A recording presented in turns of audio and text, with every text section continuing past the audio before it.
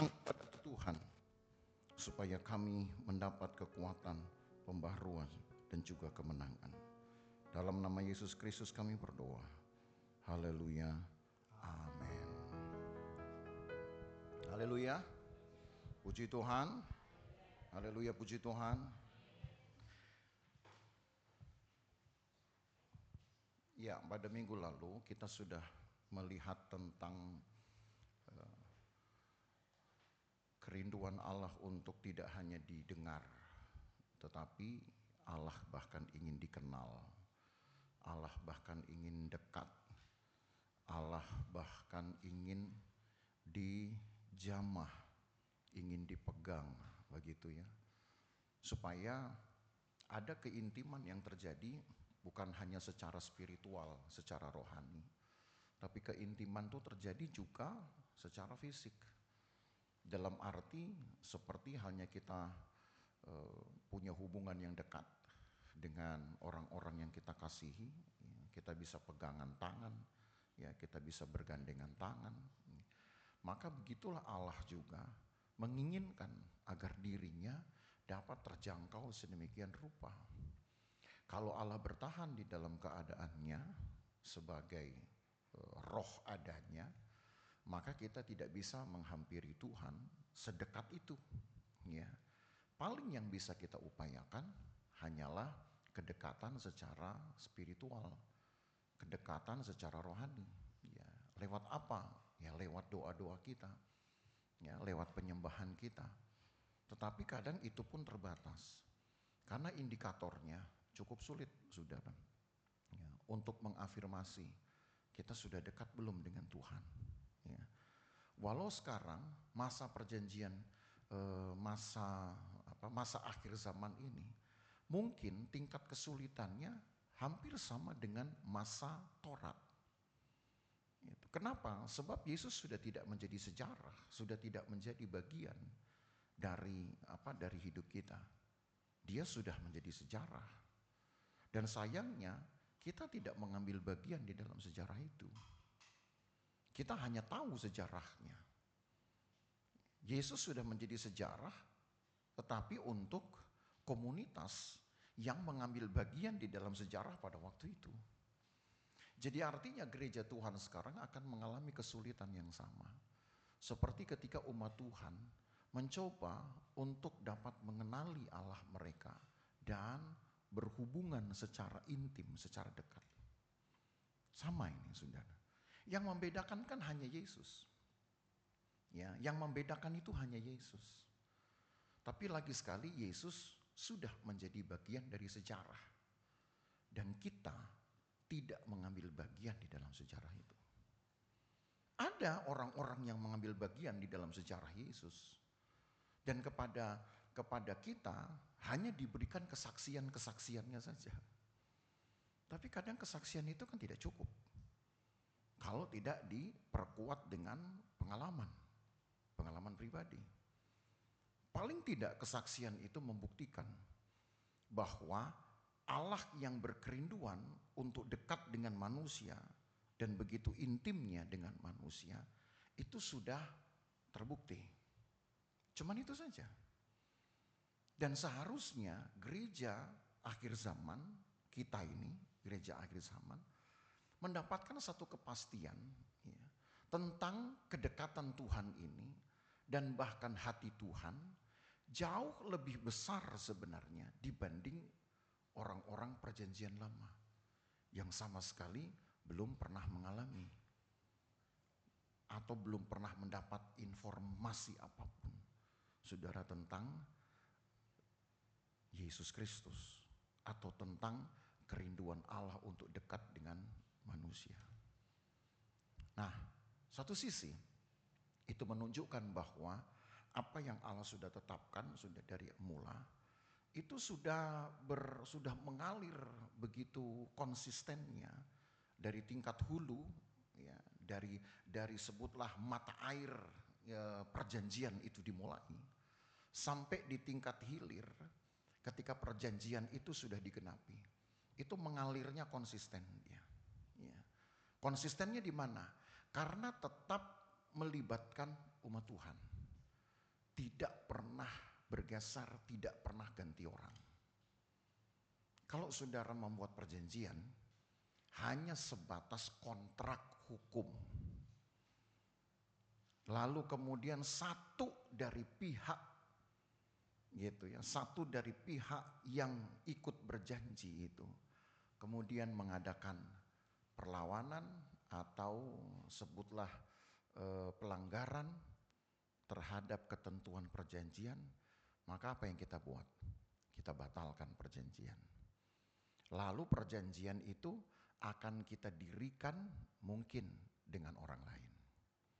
Ya, sebutlah misalkan saudara punya rumah, ingin dikontrakkan ke seseorang. Lalu kemudian diikatlah perjanjian sewa menyewa rumah. Tahu-tahu pihak kedua melanggar perjanjian karena ditulis di situ harus dirawat, tapi rumah saudara nggak dirawat. Ya, lalu saudara batalkan perjanjian. Oke, resikonya rumah Anda rusak, tapi mungkin juga uang Anda terima. Nah, itu kan tergantung isi perjanjian. Lalu setelah itu karena saudara memang tetap menginginkan rumah itu disewa, maka saudara akan cari orang lain. Nah, ini yang saya sebut tidak konsisten. Tapi Allah ketika menegakkan perjanjiannya, selalu yang terlibat di dalam perjanjian itu umat Tuhan. Walau umat Tuhan yang tidak konsisten. Umat Tuhan yang selalu menyimpang ke kiri ke kanan kata Alkitab. Ya. Dan konsistensi perjanjian Allah itu dengan sendirinya menegakkan satu kebenaran. Allah setia dengan umatnya. Seburuk apapun kelakuan umatnya, Allah setia. Cuman pertanyaannya, apakah perjanjian itu punya impact, punya pengaruh untuk kita? Karena di dalam perjanjian Allah tegakkan ketaatannya, konsistensinya, ketaatan pada hukum yang dia buat. Allah disebut juga, Yesus bahkan disebut taat. Sebagai anak dia taat. Sampai di kayu salib pun dia taat. Karena salib itulah sebenarnya puncak dari perjanjian itu. Itu sebabnya saya pakai tema hari ini darah perjanjian. Karena satu perjanjian kan punya materai untuk pengesahannya. Dan materai yang Allah tegakkan dari perjanjian ke perjanjian itu selalu darah, saudara. Tetapi darah ini hanya seperti simbolik. Sebab tidak mungkin manusia diminta untuk menumpahkan darahnya menjadi segel perjanjian. Dan gak pernah Allah minta itu. Sebab kalaupun toh seandainya Allah minta, maka darah kita gak bisa jadi segel perjanjian. Karena darah kita tidak punya nilai. Materai punya nilai, saudara? Punya. Berapa nilainya? 10.000. Dengan harga 10.000 itu, maka hukum itu kemudian punya kekuatan. Punya kekuatan untuk melindungi, punya kekuatan juga untuk menghukum. Melindungi yang melakukan syarat perjanjian, menghukum mereka yang tidak melakukan syarat perjanjian. Itu kan bunyi normalnya kontrak hukum kan begitu. Jadi walaupun materai itu nilainya mungkin cuma 10.000, ya, tapi punya kekuatan hukum tetap di sana. Nah, kalau darah manusia diminta, ditagih oleh Allah untuk menjadi materai dalam perjanjiannya, saya khawatirnya nggak akan sah. Sebab darah manusia tidak punya nilai, barang 10.000 aja nggak ada nilainya. Saudara mungkin pikir, masa iya sih gitu. Buktinya kalau saya nyumbang darah ke PMI, saya dapat tuh susu 1 kaleng misalkan gitu. Lalu apa lagi? Dapat telur 1 butir tuh. Itu yang jadi jatah saudara. Tapi darah yang sudah kemudian diambil dari tubuh saudara, itu dijualnya lebih mahal dari yang saudara dapat. Saudara cuma dapat telur doang sama susu 1 kaleng. Yang dapat darah saudara itu bisa ratusan ribu tuh. Saudara bayangkan itu. Artinya, saudara mungkin berkata, tetap punya nilai dong. Oh iya, nilai itu hanya nilai dagang. Itu supaya saudara tahu. Darah kita tuh hanya punya nilai dagang, nilai bisnis. Tapi tidak punya nilai perjanjian. Itu yang saya maksud. Nilai perjanjian itu loh. Nyawanya sendiri punya nggak nilai? Nggak ada. Maka Allah harus menunggu. Mungkin lebih baik saya menggunakan istilah menunggu. Sekian waktu lamanya sampai datangnya Yesus ini. Saya lebih suka kata menunggu. Kalau pakai bahasa kata Alkitab itu jauh lebih mengganggu pikiran. Tahu kalau Alkitab bilang apa? Allah itu bahkan menunda atau mengulur waktu. Nggak enak rasanya. Seolah-olah Allah itu mempermainkan kita manusia. Tapi sebetulnya ada pemahaman yang cukup besar, yang sangat besar di sini ketika Alkitab menyebut di dalam Roma pasal yang ke-3. Allah itu menunda, Allah mengulur waktu. Itu ngulur-ngulur waktu maksudnya supaya kita sadar. Supaya kita yang kemudian belajar dari kesetiaan Allah di dalam memegang perjanjiannya. Makanya diulur-ulur, dikasih waktu. Sama seperti kalau anak nakal, kita marahin, kita kasih waktu. Besok jangan bikin lagi ya, kalau besok bikin lagi, nah dikasih waktu sampai besok. Kita lihat besok dia nakal lagi apa enggak. Itu sebenarnya pemahaman kata Allah mengulur waktu. Atau Allah menunda, jadi bukan mengulur atau menunda ini malah bikin rugi kita, enggak, sebenarnya menguntungkan kita. Tapi saya tetap lebih suka menggunakan kata Allah menunggu. Allah perlu menunggu sekian waktu lamanya. Walaupun sekian waktu itu harus mencakup sebuah sejarah yang lebih panjang dari usia manusia itu sendiri. Alkitab mencatat paling sedikit saudara, sejak perjanjian pertama dibuat ketika manusia jatuh dalam dosa. Umur dari perjanjian itu sampai kepada darah perjanjian paling sedikit itu 4.000 tahun. Paling sedikit itu. Jadi ketika perjanjian pertama ditegakkan, nanti kita akan lihat itu dalam minggu-minggu berikutnya, enggak hari ini, saudara, karena banyak itu.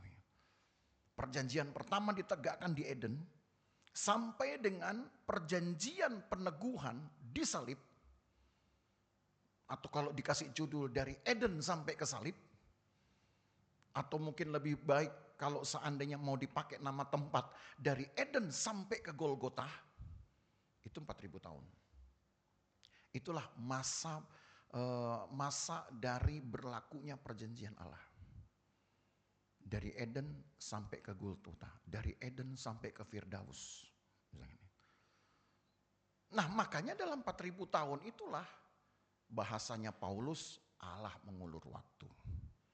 Bahasanya saya Allah menunggu. Pertanyaannya di dalam masa tunggu itu yang Tuhan dapat apa? Kalau saudara menunggu sesuatu, ada nggak yang memang saudara harapkan akan datang? Saudara pesan sesuatu, saudara tunggu, pasti akan ada yang datang.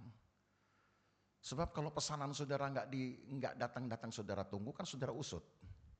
Saudara cari itu. Entah saudara cari mulai dari restorannya, atau saudara cari tukang grabnya.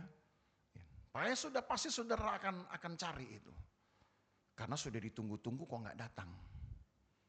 Memang yang saudara gambarkan tentang perilaku Tuhan seperti apa? Ketika Tuhan tunggu dari Eden sampai Golgota, lalu nggak ada manusia yang datang. Kira-kira apa yang Allah buat? Allah cari. Makanya Yesus ajarkan, kalau engkau meminta sesuatu, berusahalah. Ketuklah pintu, akan dibuka, kan gitu. Mintalah maka akan diberi. Betul tidak? Itu ajaran Yesus, no? Cuman tetap ada masa tunggu kan. Ketuklah pintu, akan dibuka. Berapa lama kira-kira? Yang saudara mau, apa begitu ketok langsung buka? Enggak kan? Ada yang diketok, nunggu sampai semenit. Gitu. Oh kenapa? Karena yang di dalam rumah lagi mandi, misalkan gitu. Kira-kira kalau saudara ketuk pintu, bukanya sampai besok enggak? Ya. Dan kalaupun saudara sudah mengetuk pintu, 1 menit, enggak ada orang, gue balik deh, misalkan begitu. Jadi yang enggak sabar siapa sebenarnya? Ayo, Allah menunggu 4.000 tahun. Yesus ajarkan, kalau mendapat sesuatu, tunggu, tapi ketuk dulu. Masalah dibuka, tunggu. Saudara mau nunggu enggak? Berdoa, Tuhan saya perlu ini, saya perlu ini. Tuhan bilang, oke, tunggu ya. Terus saudara tunggu-tunggu, ya nggak dapat. Terus saudara ngomel, katanya Alkitab bilang mintalah, maka akan diberi. Ya betul. Tapi masa yang saudara nggak tahu ada masa tunggu. Berani nunggu? Itu loh, kita lebih sering komplain. Karena memang musuhnya nunggu itu komplain, marah-marah. Itu selalu antipatinya. Jadi kita belajar sekarang. Dari Eden sampai Golgota, Allah teguhkan perjanjian itu perlu 4.000 tahun dan dia tunggu. Tapi gak ada yang datang-datang. Apa yang Allah buat? Cari. Dia datangi dunia ini. Dia datangi saudara. Dan dia datangi harus dia bayar dengan darahnya. Sebab dia datang saudara dengan fisiknya, maka ketika dia pergi dia harus tinggalkan fisik ini. Nggak bisa dia bawa fisiknya, karena fisiknya itu hanya datang di dalam dunia saja. Makanya dia harus mati. Tapi di dalam kematiannya itu dia sudah mendapatkan tubuh kebangkitan. Nah itu tubuh yang memang hanya di sorga. Tubuh saudara juga nanti sama, di sorga juga begitu. Saudara kan pakai tubuh kebangkitan, bukan tubuh yang ini. Sebab kalau saudara diizinkan naik ke sorga dengan tubuh ini, nanti sampai di ketinggian 40.000 kaki, saudara jadi es batu. Udah pernah naik pesawat? Sampai ketinggian 40.000 kaki. Itu rata-rata kalau penerbangan luar negeri itu selalu segitu. 40.000 kaki itu setara dengan 12 kilo saudara di atas. Tuh 1 kilo aja udah dingin. 2 kilo, mungkin saudara ada gemetaran. Naik 3 kilo, mungkin gigi saudara ada berantukan. Naik 4 kilo, ya udah mulai kaku. 5 kilo, mungkin jangan-jangan udah darah saudara udah berhenti. Naik lagi 6 kilo ke atas, saudara. Mungkin udah mulai keras ini, saudara punya daging-daging. 7 kilo saya rasa udah es batu saudara. Ya, 8 kilo udah tinggal dipecahin, masukin ke dawet. Gitu, ya. Mati orang, karena memang di atas itu dingin. Jadi kalau saudara naik ke sorga dengan tubuh ini, belum sampai sorga, saudara udah bisa dibungkus, diplastikin. Karena udah jadi es batu. Makanya harus dikasih tubuh kebangkitan toh. Apalagi nanti Alkitab bilang kita mau menyambut Tuhan di awan-awan. Oh kita akan berhenti di awan-awan loh saudara. Dan itu gak sehari 2 hari Alkitab bilang. Jadi gak mungkin tubuh ini. Maka Yesus pun demikian. Dia datang dengan tubuh sementara, tubuh fana. Itulah makanya kenapa dia harus tinggalkan tubuh itu di bumi. Tapi di satu sisi ini bukan hanya masalah hukum fisika. Satu sisi karena memang Allah harus meninggalkan darah perjanjian itu untuk meneguhkan perjanjiannya yang sudah dia tunggu 4.000 tahun. Tidak ada yang mau datang kepada Tuhan. Tidak ada. Bahkan di masa saya katakan di tengah-tengah dari masa tunggu Allah yang 4.000 tahun itu. Ada firman Tuhan kepada Yeremia berkata begini. Yeremia pasal 31. Mari kita lihat. Ini masih di dalam masa tunggu. Ini masih jauh saudara dari peristiwa Golgota. Masih jauh. Ya. Masih tersisa ada sekitar 8 atau 9 abad. Jadi saya bisa katakan ini ya sudah hampir mendekati lah. Kalau 4.000 tahun itu kan sama dengan 40 abad. Ya. Nah kurang dari 8 abad. 9 atau 8 abad sebelum peristiwa Golgota, Nabi Yeremia kemudian ditugasi Allah untuk berfirman demikian. Kita baca dalam Yeremia 31 ini, mulai ayat yang ke-31. Sesungguhnya akan datang waktunya, demikianlah firman Tuhan, aku akan mengadakan perjanjian baru dengan kaum Israel dan kaum Yehuda. Bukan seperti perjanjian yang telah kuadakan dengan nenek moyang mereka. Pada waktu aku memegang tangan mereka untuk membawa mereka keluar dari tanah Mesir. Perjanjian kau itu telah mereka ingkari. Meskipun aku menjadi Tuhan yang berkuasa atas mereka. Demikianlah firman Tuhan. Sampai situ dulu. Kepada Yeremia Tuhan bilang, aku akan buat perjanjian yang baru, yang tidak sama dengan perjanjian yang kubuat dengan nenek moyang mereka ketika mereka keluar dari Mesir. Berarti saudara tahu di sini ada 2 perjanjian yang beda. Pertama, perjanjian yang ditegakkan melalui Nabi Yeremia, tapi sebelumnya ada perjanjian yang sudah ditegakkan lebih dahulu bersama dengan Musa. Karena ayat ini kan berhubungan dengan keluarnya mereka dari Mesir. Perjanjian manakah itu? Minggu-minggu lalu kan saudara sudah dengar, yaitu perjanjian Sinai. Nah, pertanyaannya jaraknya berapa lama ini? Karena Tuhan bilang aku tidak akan membuat lagi perjanjian yang sama seperti Sinai. Berarti kalau dihitung saudara, perjanjian Sinai itu sendiri terjadi pada abad 15. Perjanjian yang ditegakkan melalui Yeremia, tadi saya katakan abad berapa? 9. Kalau sebelum Masehi itu kan hitungannya mundur. Ya. Jadi 15, 14, 13, 12, 11, 10, 9, 8. Nah gitu ngitungnya, dia harus mundur memang. Jadi paling tidak ada 7 atau 8 abad jaraknya. Perjanjian Sinai abad 15. Lalu 8 abad kemudian perjanjian yang ditegakkan dengan Yeremia.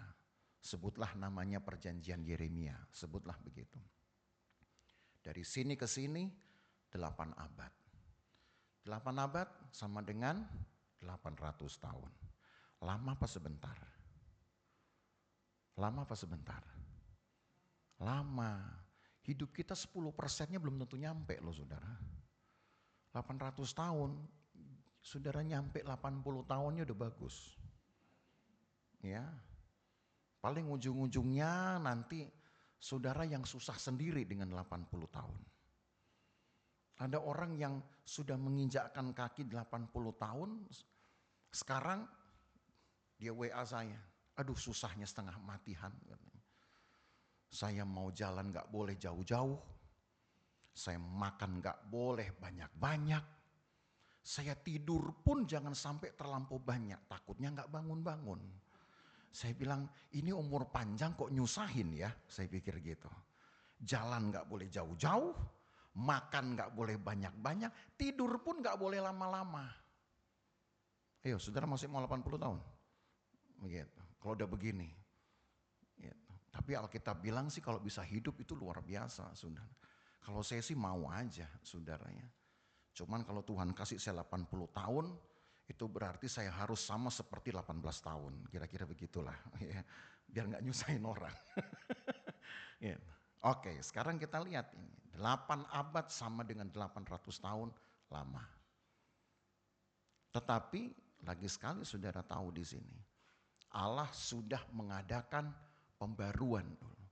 Ini belum ke Golgota ya. Belum ini. Baru 2 perjanjian yang jaraknya sudah kita hitung dari pernyataan Yeremia. Ada perjanjian Sinai di abad 15, lalu 8 abad kemudian ada perjanjian Yeremia di abad 8 atau abad 7. Nah, sebutlah begitu. Ya. Baru nanti 7-8 abad kemudian barulah perjanjian Golgota. Ya, perjanjian Getsemani lah sebenarnya, karena disitulah perjanjiannya Yesus mengucapkan sesuatu dengan Tuhan, dengan Bapaknya. Jadi perjanjiannya itu diikatnya sebenarnya di Getsemani. Tapi itu belum hari ini, saudara. Saya belum terangkan itu hari ini. Saya terangkan kepada saudara tentang mengapa Allah harus menegakkan perjanjian demi perjanjiannya ini. Supaya ada harapan Allah yang terwujud tadi. Sebab ditunggu-tunggu gak ada yang datang.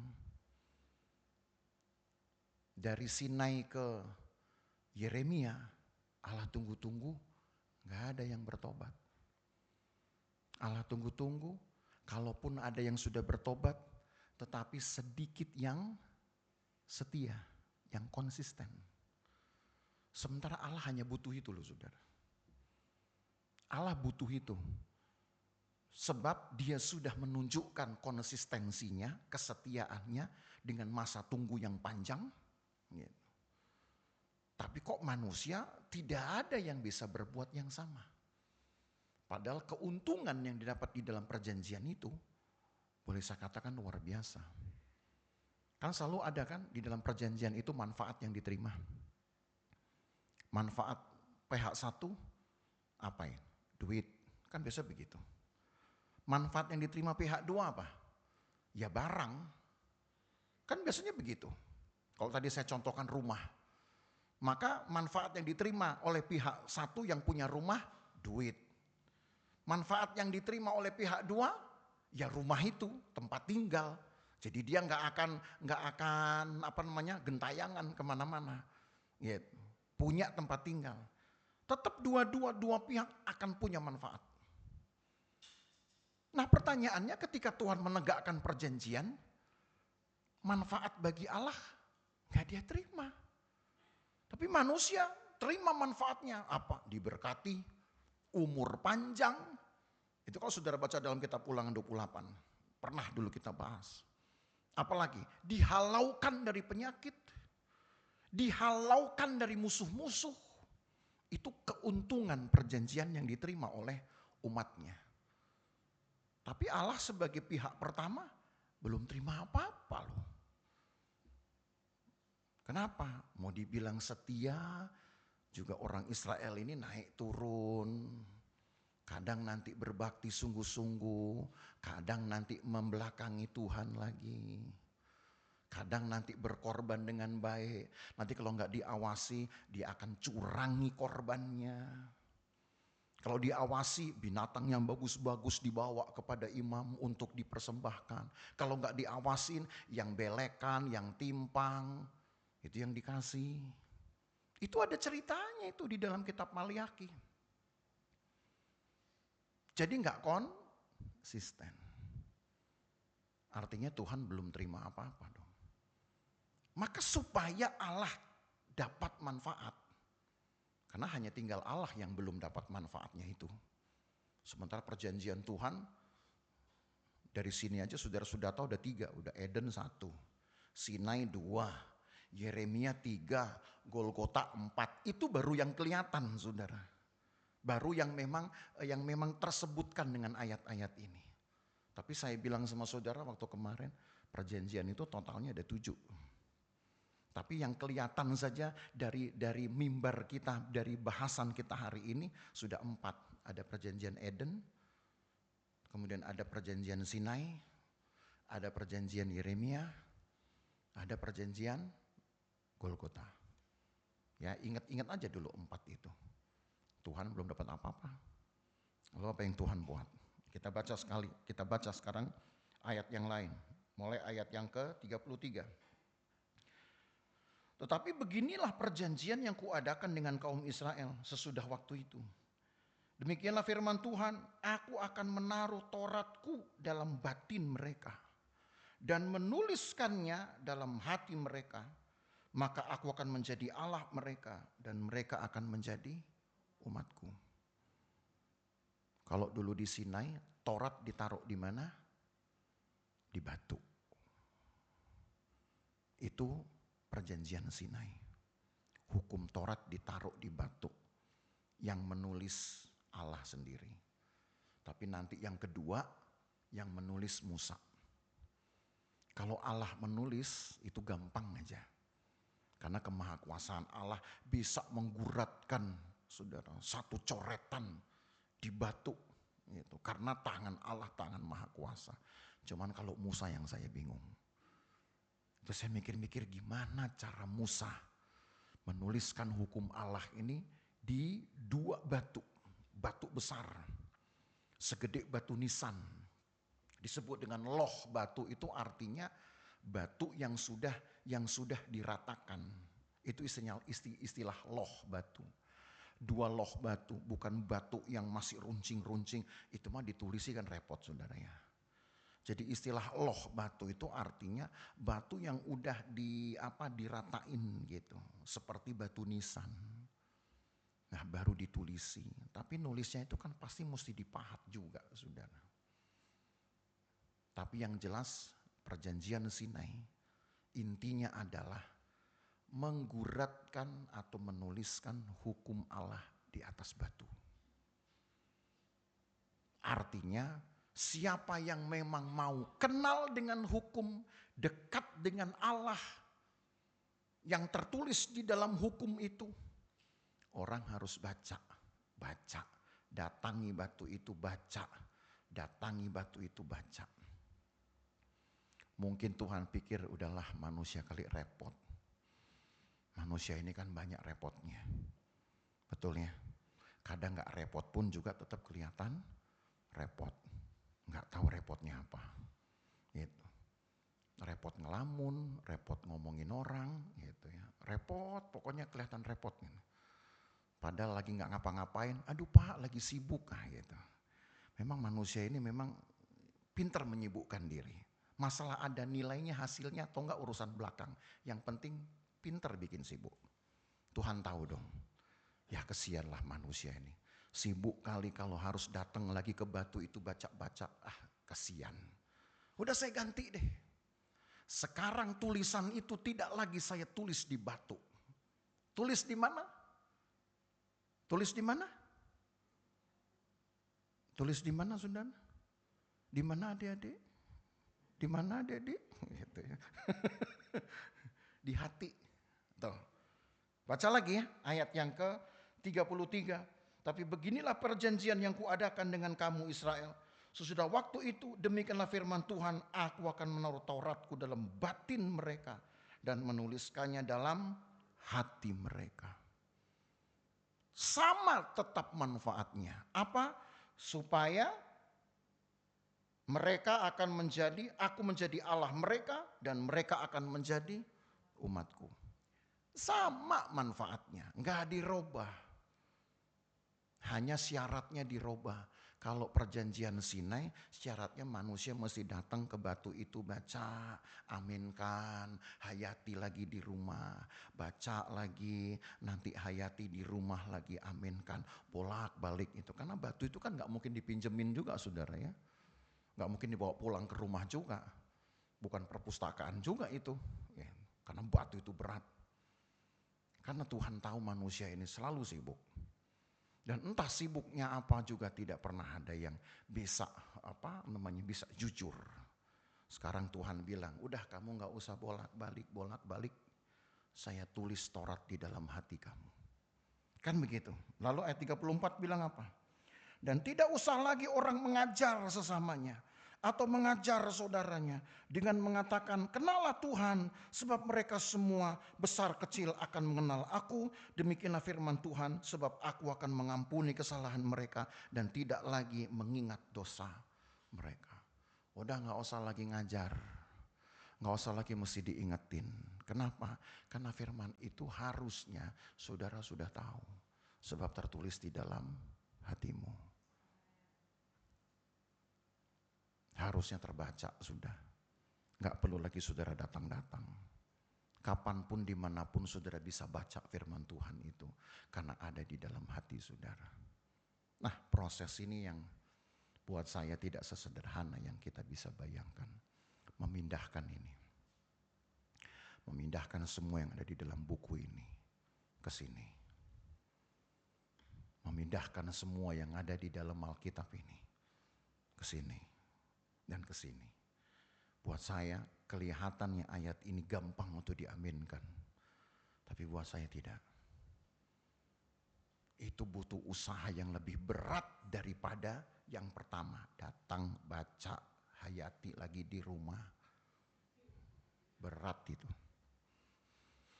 Cuman menangnya saudara, kita gak terlalu capek lagi. Firman Tuhan ini harus bisa saudara upayakan ada di dalam hati saudara.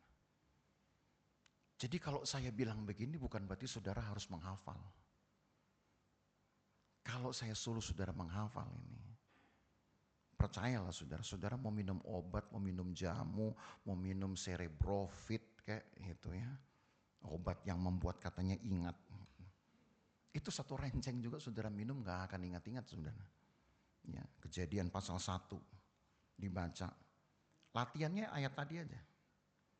Siapa yang berani berdiri sekarang baca ayat itu Ratapan 3, 22-23. Itu aja satu ayat ini. Kita aja megap-megap saudara. Apalagi Kejadian 1 ayat 1.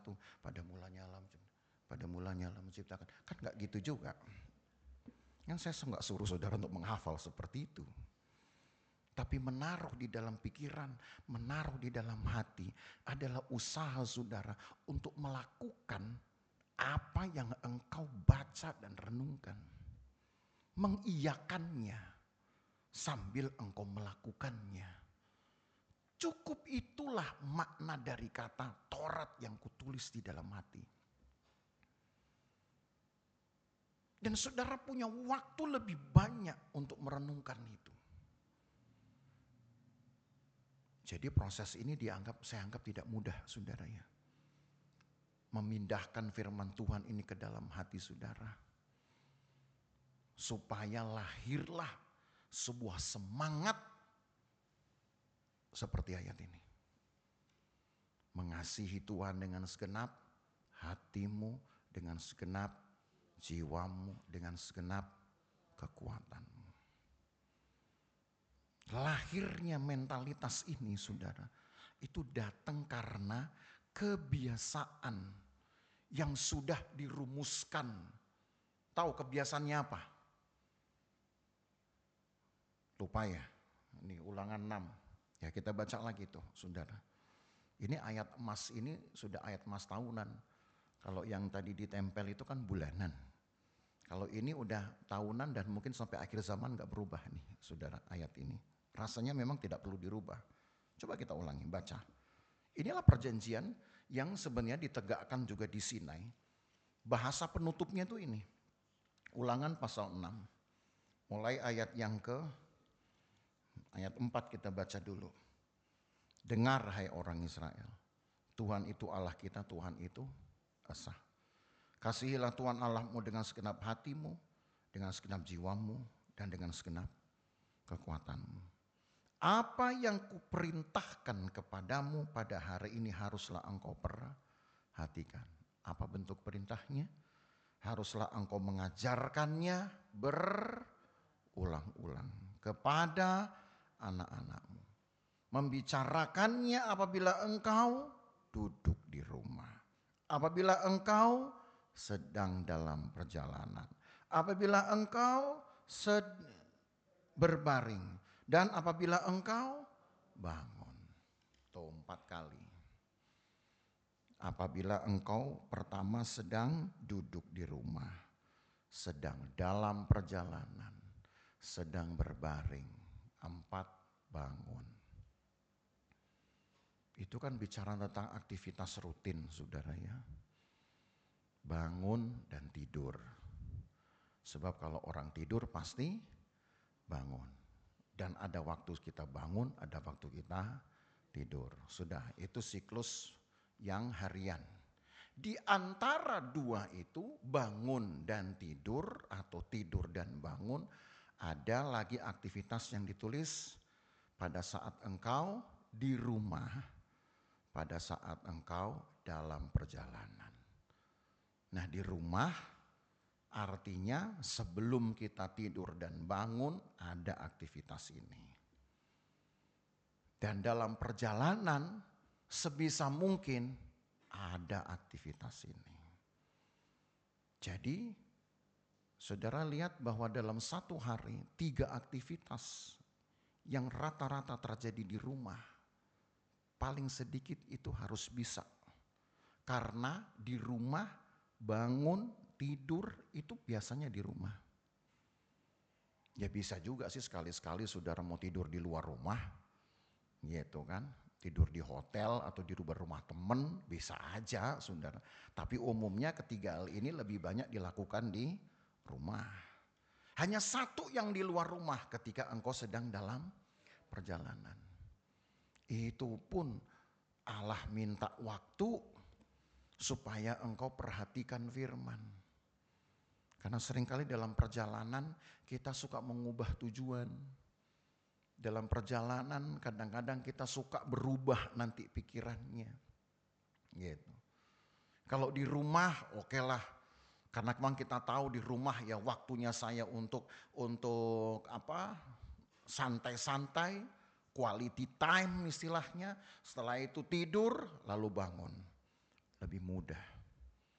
Tapi pertanyaannya, ruang yang begitu banyak itu tetap saudara bisa berikan enggak untuk merenungkan firman siang dan malam.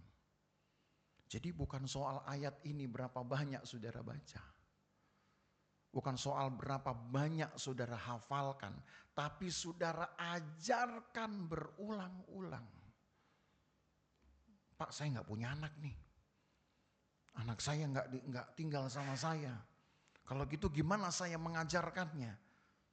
Alkitab bilang, ketika engkau mendengar suaranya atau memperdengarkan suaranya, bukankah itu akan mengajar dirimu sendiri juga?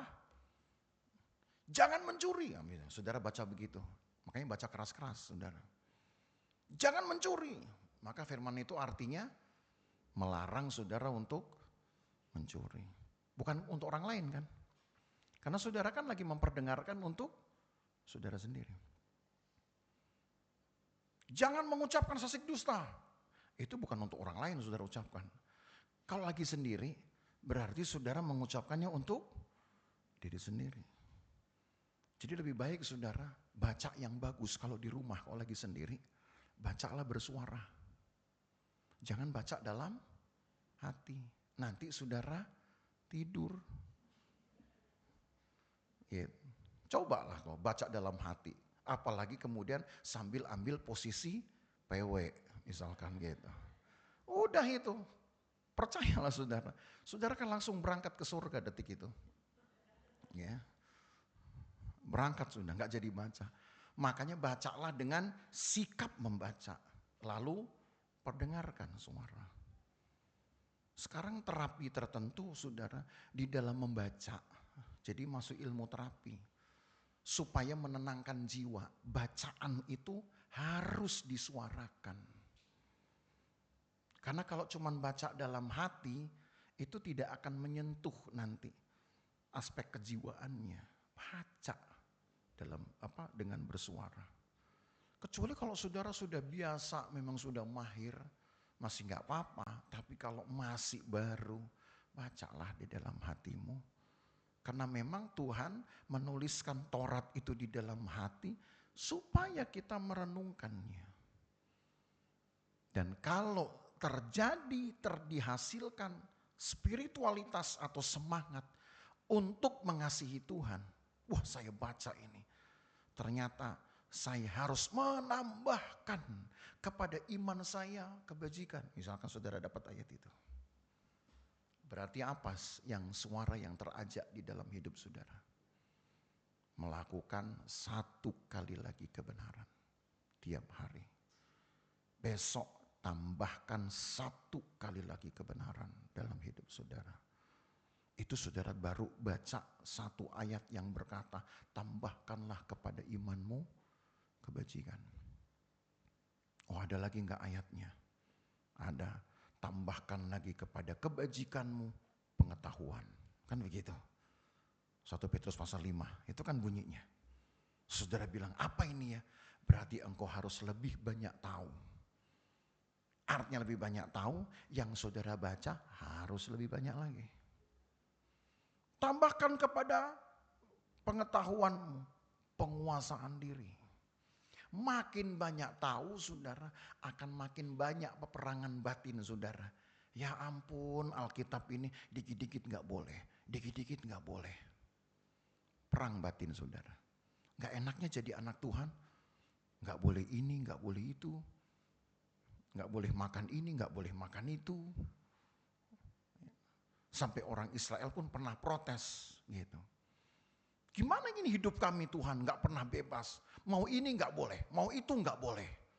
Gitu. Apa-apa tidak boleh. Masalahnya bukan gak boleh, bukan berarti dihambat. Cuman kadang manusia melakukannya itu hanya untuk dirinya sendiri. Tidak pernah melakukannya untuk Tuhan juga. Cari uang, boleh? Boleh. Tapi cari uang kadang-kadang ya untuk kita habiskan saja sendiri. Tuhan bilang dari sorga, saya yang kasih kamu kerjaan, saya yang kasih kamu pelanggan, saya kasih kamu rejeki, nah bagian gue apa? Pernah gak saudara pertanyakan itu sama Tuhan? Kita berdoa, Tuhan lancarin usaha saya, Tuhan lancarin. Tuhan bikin rejeki saya itu nomplok. Betul-betul nomplok. Saking nomplok sampai perlu digembok gitu ya, supaya gak kemana-mana. Gitu. Ya. Tapi kemudian kita habiskan itu. Alkitab bilang hanya untuk hawa nafsumu saja. Artinya apa hawa nafsu? Mumpung saya punya uang banyak. Apa yang saya belum punya, yang orang lain punya, saya bisa punya. Nah gitu. Itu yang Alkitab bilang, maka motivasimu salah. Hati nuranimu salah sehingga Tuhan bisa saja membuat kamu tidak menerima apa-apa. Itu Yakobus 4 menulis seperti itu. Maka jangan sampai semuanya dihabiskan untuk diri sendiri. Kasihlah kepada Tuhan apa yang memang harus menjadi bagiannya. Kenapa? Karena yang memberi rejeki Tuhan. Yang kasih saudara sehat Tuhan. Yang kasih saudara pelanggan, Tuhan. Dan Tuhan tidak pernah minta pajak untuk itu. Nggak ada pajak saudara. Di dalam Alkitab. Pajak ada itu undang-undang pemerintah. Tapi Alkitab tidak pernah saudara memberikan semacam aturan tentang pajak. Kecuali orang Yahudi saja yang mewajibkan ada biaya namanya pemeliharaan rumah Tuhan. Ada. Biaya pemeliharaan rumah Tuhan. Orang Yahudi wajib menyisihkannya itu. Diberikan itu kepada imam untuk biaya pemeliharaan rumah Tuhan. Ada yang diberi? Ada. Ada yang melanggar? Ada. Tuhan dapat apa?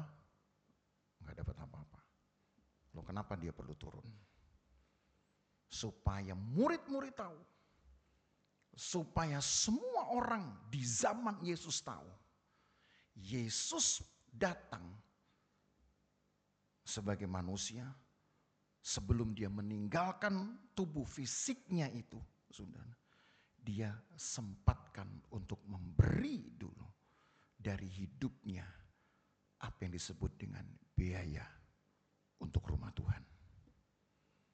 Bukankah Yesus berkata, rombak bait Allah ini dalam 3 hari aku bisa bikin lagi lebih bagus, lebih mulia daripada bangunan ini.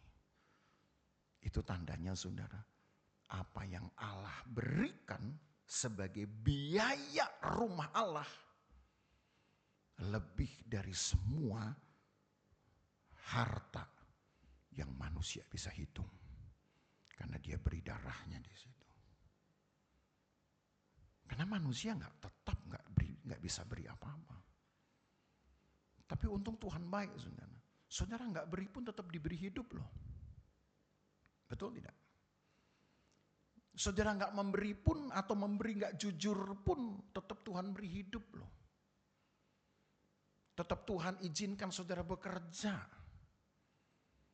Tapi apakah di situ Tuhan sedang mempermainkan dirinya sendiri, membuat semacam semacam keringanan gitu kepada manusia? Enggak. Sebenarnya di satu sisi Tuhan sedang mengajar manusia untuk menanggung kesalahannya, sehingga kalau dia rasa terlampau berat dia tanggung kesalahannya itu karena memang kesalahannya sendiri. Maka Bapak Ibu Saudara, ketika perjanjian ini tegakkan, satu yang Allah inginkan, supaya kita menjadi umat Tuhan. Umat Tuhan itu punya banyak sekali nanti kekayaan, saya sebut begitu. Minggu depan kita akan bicara tentang satu cerita, satu Tuhan, satu umat. Ya, rangkaian dari ini. Cerita tentang apa? Cerita tentang perbuatan baik Tuhan dan kesetiaan Tuhan. Satu cerita, satu Allah, satu umat. Sebab kesatuan ini menunjukkan, saudara, kehidupan itu secara murni didapatkan dari kepala terus, saudara, mengalir sampai ke seluruh tubuh. Dari udara yang saudara hirup, masuk kemudian ke sistem peredaran darah, sirkulasi darah, kemudian menjamin kelangsungan hidup, disuplai semuanya. Itu dari kata satu Allah, satu umat. Nanti dalam perjanjian baru, dia akan diteguhkan lagi dengan kata satu Tuhan, satu baptisan. Nah itu coba, satu iman. Karena Allah ingin hidupnya diterima oleh umat Tuhan dalam satu jalur saja, nggak ada yang lain. Makanya Paulus bilang, kita ini gereja tersusun itu ibarat sistem dari peradaran kehidupan manusia. Ditopang sudah nanti dengan semua peredaran darah, dengan peredaran apalagi udara, apalagi dengan sistem pendukung pencernaan. Itu Paulus ajar loh, saudara. Nanti kita bahas itu. Hari ini saudara dapat bentuk pendahuluannya dulu saja. Tapi yang jelas saudara, apa yang Allah sudah berikan, perlihatkan dan buktikan lewat perjanjian Golgota itu. Yang disebut dengan darah perjanjian itu. Disebutkan begini di dalam Lukas pasal 22. Mari kita baca Lukas pasal 22. Lukas pasal 22, versi kitab Lukas mungkin yang paling lengkap, saudaranya. Lukas pasal 22, ayat yang ke-20. Tapi mungkin lebih baik kita perlu membaca ini dari ayat yang ke-14. Lukas pasal 22. Ini cerita untuk mendahului perjanjian yang dia nanti akan buat di Getsemani. Ya. Kalau saudara buka Lukas pasal 22, maka saudara akan lihat berturut-turut judul-judul dari kelompok cerita itu. Pertama kan rencana untuk membunuh Yesus, ya. Lalu ada Yudas mengkhianati Yesus. Lalu ada persiapan untuk makan Paskah. Setelah itu penetapan perjamuan malam, nanti ayat itu kita baca di sini di bagian ini. Setelah itu baru ada percakapannya. Jadi setelah penetapan perjamuan malam ditetapkan, ada percakapan, baru setelah itu di taman Getsemani. Jadi ini rangkaian ini enggak disusun acak loh saudara, disusun urut. Nah, sebelum taman Getsemani, tempat di mana perjanjian Allah itu diteguhkan untuk kesekian kalinya. Maka malam sebelum peristiwa Getsemani, yang nanti setelah itu 1 hari kemudian baru Golgota tuh, ada ayat berkata begini, saya baca dari ayat 14 ya. Lukas 22:14 mulai. Ketika tiba saatnya, Yesus duduk makan bersama-sama dengan rasul-rasulnya.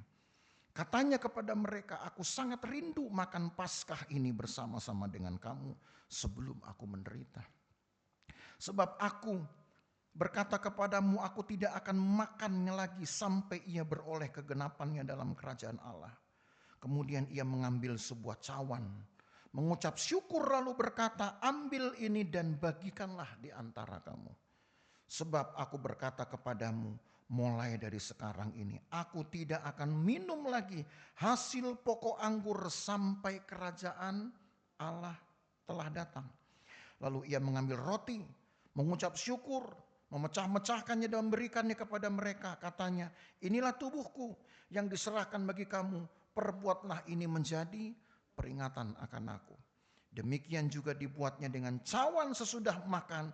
Ia berkata, cawan ini adalah perjanjian baru oleh darahku yang ditumpahkan bagi kamu.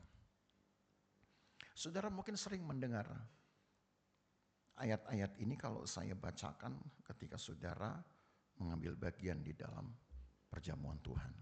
Ya, ada satu ayat yang biasa saya ucapkan. Tapi yang biasa saya ucapkan itu versi di dalam kitab 1 Korintus. Tapi dalam versinya Lukas, saudara, maka tertulis cawan itu adalah perjanjian baru oleh darahku.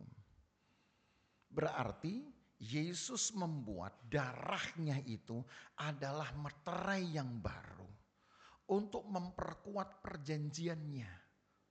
Apa isi perjanjiannya? Satu Tuhan untuk satu umat.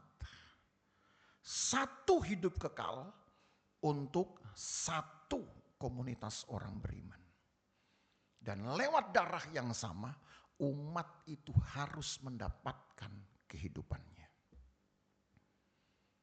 Kalau di dalam tubuh saudara sekali waktu saudara sedot darah saudara, hidup enggak? Enggak, kurang darah aja pusing. Apalagi kalau disedot habis. Kurang darah aja kita pusing, orang rumah ikut pusing. Gitu. Kalau kelebihan darah, ya, kelebihan darah sama, orang rumah juga pusing sama saudara. Ya. Yang bagus normal, kan begitu. Tapi normal di sini bukan soal hidup. Jaminan hidupnya itu loh saudara, mutu hidupnya. Allah harus pastikan hidup dari umatnya mengalir dari satu darah kehidupan yang sama. Satu Tuhan untuk satu umat. Saudara punya Tuhan siapa? Yesus Kristus, Allah pencipta langit dan bumi. Padanya sudah ada kehidupan. Dan kehidupan itu berkata bahwa engkau akan memilikinya tanpa batasan. Tidak ada umur, tidak ada penyakit, tidak ada lagi ancaman. Udah gak ada, ancaman terhadap darah gak ada. Saudara akan hidup. Dan yang paling melegakan adalah ancaman terhadap penghakiman dosa juga tidak akan ada. Karena darahmu, darah yang kudus. Nanti saudara tes di rumah kalau saudara berani. Lukain sedikit saudara jari saudara. Sampai keluar darah. Tumpahkan itu di atas kertas. Tunggu 5 menit. Yang terjadi apa? Sel darah saudara akan pecah. Lalu kemudian berubah jadi coklat. Membusuk. Makin dibiarin saudara akan lihat berkuman dia. Itu tandanya saudara, darahmu itu kotor. Oh, saya sudah bersih darah loh. Saya udah ke dokter terawan. Udah cuci darah. Gitu. Darah saya bersih. Itu cuma nyuci dari sampah-sampah makanan doang. Tapi siapa yang bisa cuci darah kita dari dosa, saudara? Itu orang yang sudah cuci darah sekalipun, seandainya darah juga dibuang setitik, tetap sama dengan yang gak cuci darah. Samanya apa? 5 menit dia akan pecah. Berubah coklat. Bau amis. Kan begitu tuh? Setelah itu nanti akan berkuman di situ. Sama. Mau yang cuci darah berkali-kali, yang belum cuci darah tetap sama. Itu tandanya darah kita masih darah kotor. Kalau Yesus darahnya kotor enggak? Kira-kira. Nanti saudara baca atau ingat-ingat di mana ada ayat berkata begini. Ketika kemudian aku dibawa naik ke takhta Allah, maka sampai di sana aku melihat seorang seperti anak manusia rupanya, seperti baru tersembelih dia. Yo, kira-kira siapa itu? Ada yang bisa jawab, saya kasih nanti kado Paskah. Yohanes di dalam kitab Wahyu pasal 1 ditulis. Dia melihat anak manusia, Yesus itu masih seperti dalam keadaan yang tersembelih, saudara. Masih seperti ketika dia melihatnya di kayu salib. Padahal jarak dari Yohanes menulis pengalamannya itu dengan peristiwa Yesus paling sedikit sudah berjalan 60 tahun. 60 tahun loh saudara. Artinya sudah punya cucu kalau orang hidup 60 tahun. Darah Yesus itu disalib 60 tahun yang lalu dengan yang dia lihat di sorga 60 tahun kemudian masih sama, masih segar. Ada beda gak berarti darah dia dengan darah kita? Beda, boro-boro kita 60 tahun, 60 menit aja darah kita udah basi, saudara. Itu yang saya mau kasih tahu sama kita. Darah kita itu masih darah kotor. Tapi lewat darah perjanjian, Allah sekarang berikan jaminan bahwa hidupnya nanti akan teraliri di dalam kehidupan umatnya. Satu Allah untuk satu umat. Tapi gimana caranya supaya saudara mendapatkan kehidupan dari darah anak domba ini? Caranya adalah, nah ini, bertekunlah setiap engkau ada di rumah, setiap engkau dalam perjalanan, setiap engkau bangun, setiap engkau mau tidur. Konsistensi itulah yang membuktikan berarti saudara setia. Cuman itu yang Allah minta.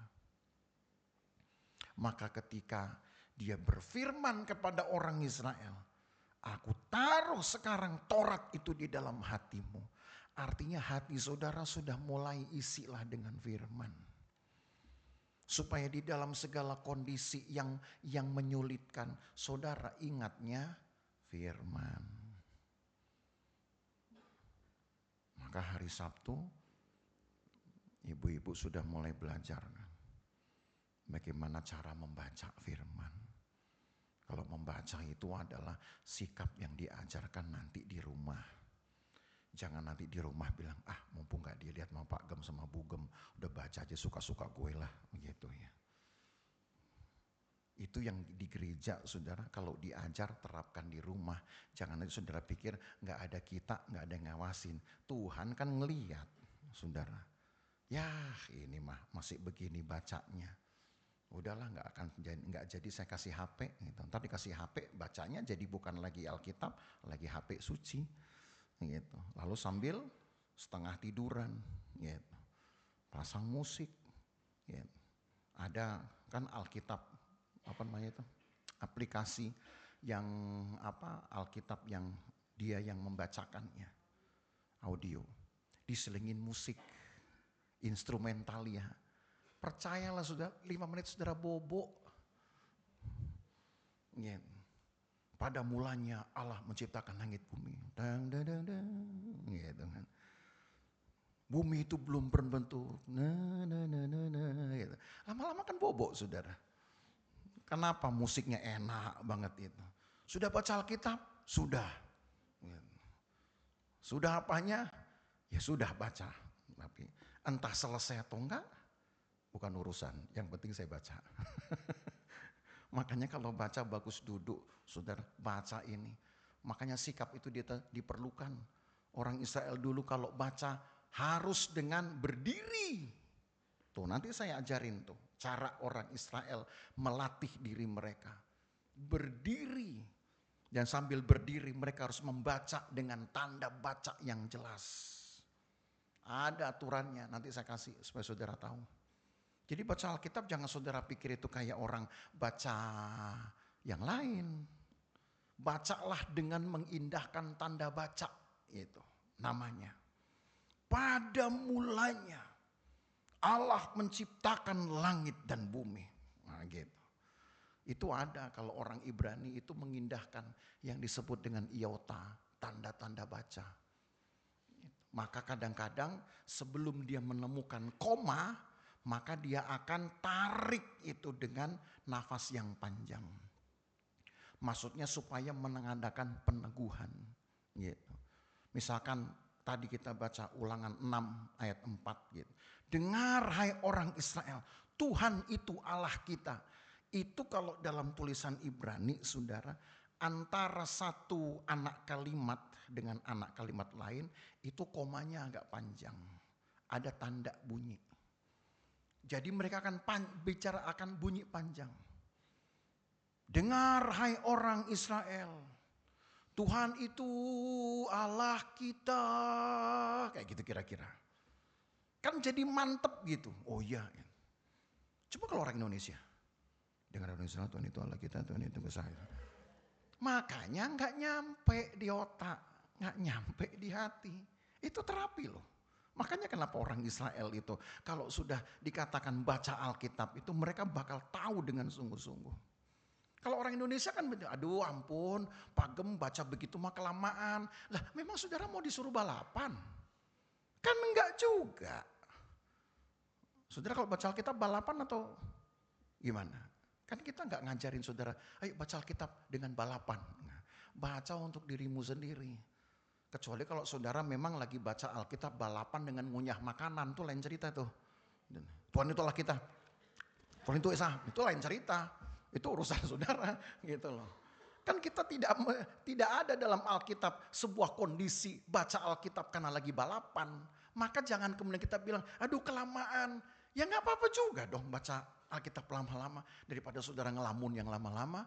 Daripada saudara ngomongin orang lebih lama. Mendingan saudara baca Alkitab lama. Haleluya. Iya, kok yang amin dikit ya. Itu belajar, saudara. Gak gampang ini memang. Umat Tuhan aja disuruh baca akhirnya 1-2 hari dia lupa. Karena dia rasa aduh kelamaan. Ya sekarang pertanyaannya kenapa takut mesti baca Alkitab lama-lama? Gitu. Kan kita sedang tidak balapan. Kita sedang tidak diburu-buru. Makanya bacalah waktu supaya bacalah Alkitab ketika saudara memang sedang tidak buru-buru. Gitu. Maka itu saudaranya. Ini saya belum terangkan banyak hal, nanti minggu-minggu berikutnya. Tapi yang jelas darah perjanjian ini telah membuka kesempatan supaya hidup Tuhan ada pada hidup kita. Tapi lagi sekali ini baru prakarsa Allah sendiri.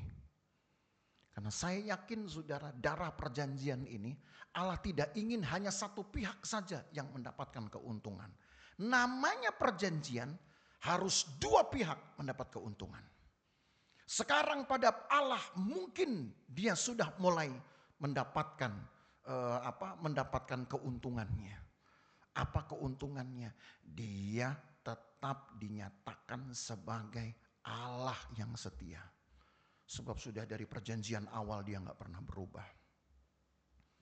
Dan satu lagi, bahwa dengan perjanjian ini maka genaplah nats yang berkata Allah itu adalah penguasa, raja di atas segala raja.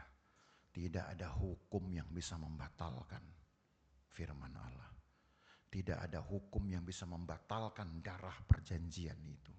Ya, nanti minggu depan saudara akan dapati mengapa dalam satu kata saja kebenaran itu sudah dapat membersihkan hidup saudara. Hanya dalam satu kata saja.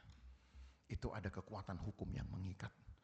Sama seperti ketika putusan dari hakim atas nama undang-undang membebaskan saudara. Maka saudara dinyatakan tidak bersalah. Nah, gitu. Sudah ada dalil undang-undang itu kan. Maka seseorang terpidana, terhukum, akhirnya dinyatakan tidak bersalah dan bebas. Kekuatan hukum yang Allah punya pada setiap satu kata saja, itu lebih kuat kekuatan hukumnya. Belum lagi darahnya melakukan hal yang hebat. Jadi pastikan saudara hidup Tuhan ada pada saudara. Di mana hidup Tuhan? Nih, bagaimana sekarang memindahkan ini di dalam hatimu? Itu perjuangan saudara. Mulailah dengan membaca. Mulailah dengan mencintai bacaan saudara. Mulailah dengan melakukannya berulang-ulang apa yang saudara baca. Itu tandanya kesetiaan. Itu dulu. Latihan itu belum tentu saudara bisa diselesaikan di dalam 1-2 hari ini. Tetap itu perlu perjuangan. Tapi satu langkah yang sederhana ini saudara sudah buat, percayalah ke depan saudara akan makin mudah untuk melakukan kehendak Allah. Jadi pulang ke rumah nanti mulai terapinya. Buka Alkitab. Baca, jangan buru-buru. Kalau perlu saudara masuk kamar, kunci pintu. Buat tulisan, jangan diganggu. Nah, gitu misalkan. Ya. Kenapa? Lagi mau baca Alkitab, disuruh Pak Gem kalau baca itu harus dengan suara yang lantang. Gitu. Tapi ingat, jangan menarik perhatian. Jangan nanti saudara kunci di kamar, lalu saudara buka jendela, kemudian ke hadapan tetangga saudara bilang, pada mulanya Allah menciptakan. Enggak gitu juga. Ya.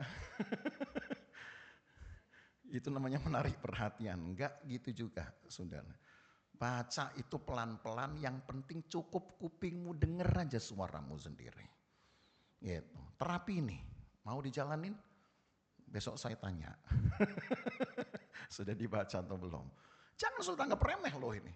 Orang Israel aja dia naik turun, kadang-kadang iya, kadang-kadang gak mau. Gitu.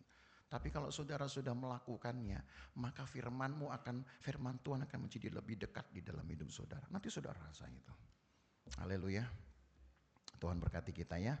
Mari kita bangkit berdiri.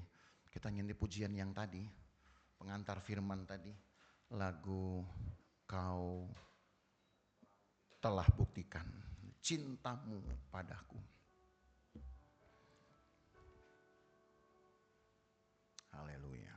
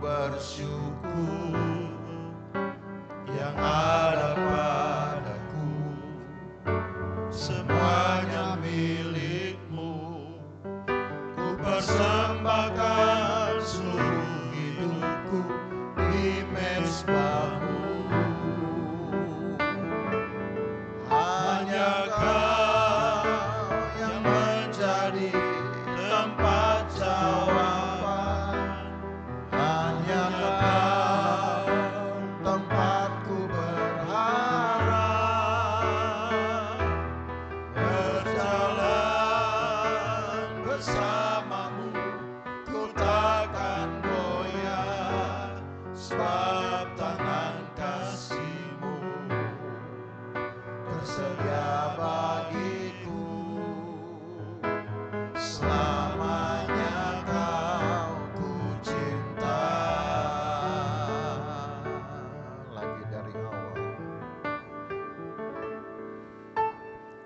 telah buktikan cintamu padaku.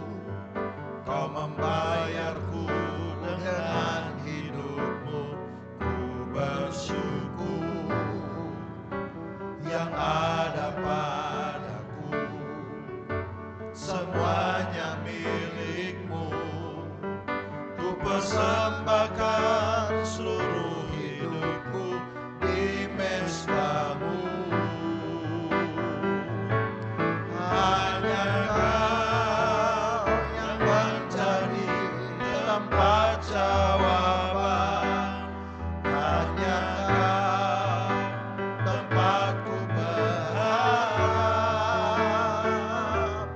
Berjalan bersamamu, ku takkan goyah, sebab tangan kasih-Mu tersedia bagiku. Selamanya Kau ku cinta.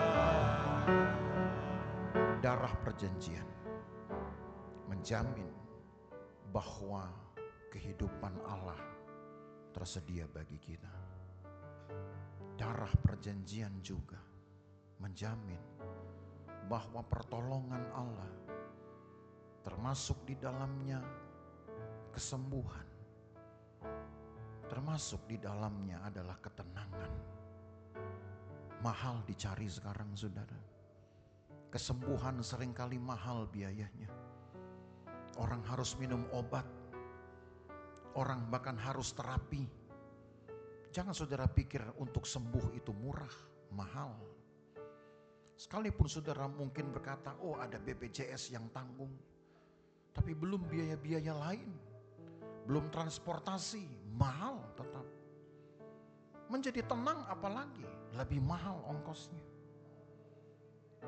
Tapi darah perjanjian menjamin saudara dapat mendapatkannya dari Allah. Hanya masalahnya apakah saudara pernah mau menyediakan waktu untuk dekat dengan Tuhanmu, dekat dengan firman. Itu dulu yang perlu dicoba. Itu dulu yang perlu dilatih, saudara. Saya percaya kuasa Allah akan menjangkau saudara. Sebab di mana ada firman, disitulah sebenarnya kekuatannya bekerja. Dan di dalam firman ada kebenaran Allah yang dapat memberi kepada saudara kehidupannya. Jadi pastikan di dalam pengiringan saudara kepada Tuhan, engkau mendapatkan hidup dari Tuhan sendiri, dari firman Tuhan. Latih dirimu, latihlah. Perjuangkan walaupun engkau sedang letih karena pekerjaan. Tapi latihlah dirimu. Sebab ini menguji kesetiaan saudara juga.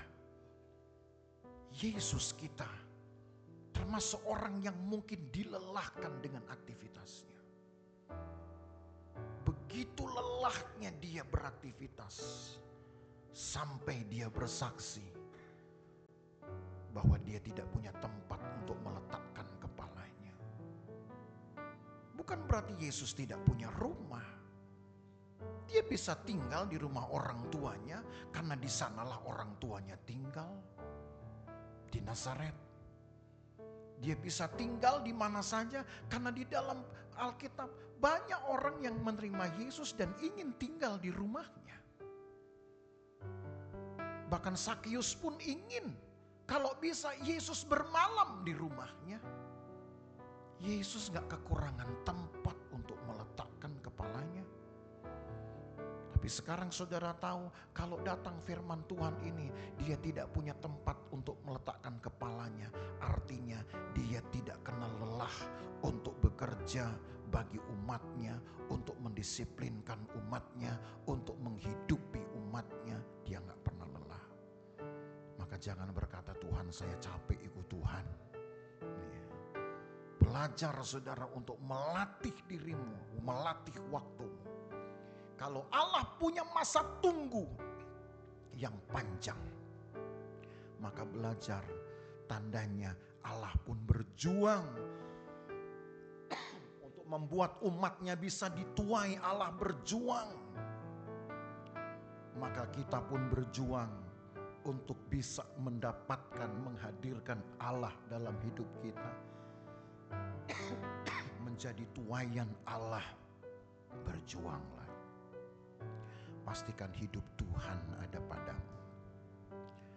Maka semua hal yang engkau perlu, jamahannya, kuasanya, mujizatnya, hanya tinggal waktu saja saudara akan terima. Dia sediakan dirinya untuk menjadi pertolongan kita. Hanya Kau yang menjadi tempat jawaban, Hanya Kau tempatku berharap. Berjalan bersamamu, ku takkan goyah, sebab tangan kasih-Mu tersedia bagiku. Selamanya Kau ku cinta. terima kasih Tuhan. Kiranya apa yang kami ucapkan ini kami ingat, kami pegang sendiri. Tidak boleh asal keluar dari mulut kami. Mencintai Tuhan tapi tidak bisa membuktikan cinta kami. Kiranya Tuhan Engkau yang mengawal perkataan iman kami ini. Ketika kami berkata mencintai Tuhan, maka Tuhan dorong kami untuk dekatkan hidup kami dengan firman-Mu. Karena dengan cara itulah kami buktikan cinta kami hidupi, kami jalani. Terima kasih Tuhan Yesus. Terima kasih Tuhan Yesus. Terima kasih Tuhan Yesus. Kawali umat-Mu ini di dalam keseharian mereka. Perjuangan-perjuangan mereka untuk mengatur waktu dan mengatur hidup mereka sendiri di antara aktivitas-aktivitas lain. Mungkin mereka juga menganggap aktivitas itu penting. Mencari nafkah, mendidik anak, mengurus rumah. Memang itu aktivitas yang penting. Tapi jangan sampai dekatkan diri dengan firman-Mu tidak kami anggap penting juga. Maka tolong kami Tuhan, berikan kami satu kesadaran ini, bahwa ada hal yang juga sama pentingnya harus kami tambahkan di dalam hidup kami, yaitu dekatkan diri dengan firman-Mu, membacanya seolah kami sedang bercakap-cakap dengan Engkau sendiri. Karena itu akan menolong kami untuk memastikan, untuk dapat meneguhkan bahwa memang Allah ada di dalam hidup kami dari waktu ke waktu. Allah dekat dengan kami dari waktu ke waktu. Terima kasih banyak Tuhan Yesus. Tolonglah umat-Mu ini, supaya di dalam hari-hari kami tetap dapat berjumpa dengan Tuhan lewat firman-Mu. Karena firman-Mu adalah Engkau sendiri. Berkati ya Tuhan jemaat-Mu, berkati pekerjaan mereka. Berkatilah ya Tuhan usaha yang mereka rintis, yang mereka geluti. Berkati tubuh mereka, berkati kesehatan mereka, berkati seisi rumah mereka. Berkati ya Tuhan dengan kebutuhan-kebutuhan yang cukup untuk hidup mereka. Bahkan kiranya rezeki yang Tuhan beri lewat pekerjaan mereka pun dapat mencukupi kebutuhan mereka. Tapi lebih dari itu, hamba-Mu yakin Tuhan bisa beri lebih dari itu. Lebih dari kata cukup untuk memenuhi kebutuhan-kebutuhan hidup. Lebih dari itu, itulah berkat yang layak mereka terima. Karena mereka telah mendahulukan Tuhan. Berkati dengan kesehatan. Sehat-sehatkan kami selalu Tuhan. Jagai dan pagari kami. Jauhkan dari bahaya, celaka dan perbuatan jahat orang lain. Kami pulang sebentar juga Tuhan akan pimpin kami, sertai kami. Kami tiba di rumah dengan sukacita dan selamat dari Tuhan sendiri. Terima kasih Tuhan Yesus. Lagi sekali berkati pelayan-pelayan mengambil bagian. Baik mereka yang berdiri di depan untuk menerima tamu, menerima jemaat yang datang, sampai di bagian atas multimedia. Tuhan berkati semua. Apa yang umatmu belajar lakukan itu akan mengajar mereka untuk memberi hidup mereka dengan sungguh-sungguh sebagai persembahan yang layak. Terima kasih banyak Tuhan Yesus. Terima kasih, berkatilah segala jeripayah kontribusi jemaat Tuhan untuk gereja ini dengan pemberian-pemberian mereka, baik itu dengan makanan-makanan atau pemberian lain, dengan persepuluhan mereka. Tuhan berkati apa yang mereka buat, mereka bawa untuk Tuhan lewat gereja ini, untuk pelayanan-pelayanan yang ada. Tuhan membalas mereka dengan berkat berkelimpahan. Rezeki Engkau pasti sediakan, kehidupan, ketenangan Engkau juga sediakan.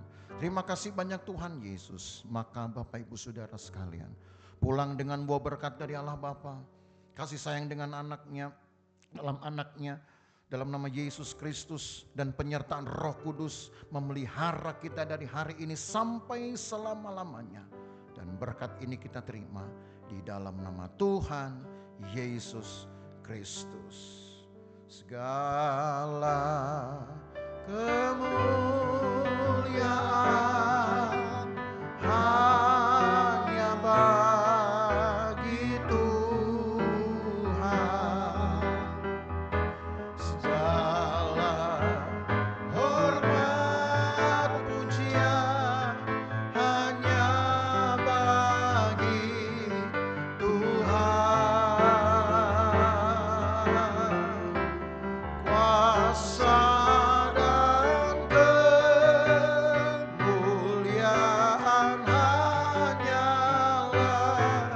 bagi Tuhan. Segala kemuliaan,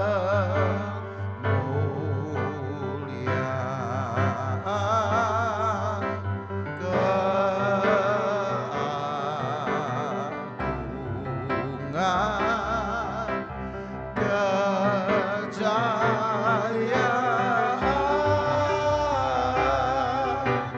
hanya bagi Tuhan.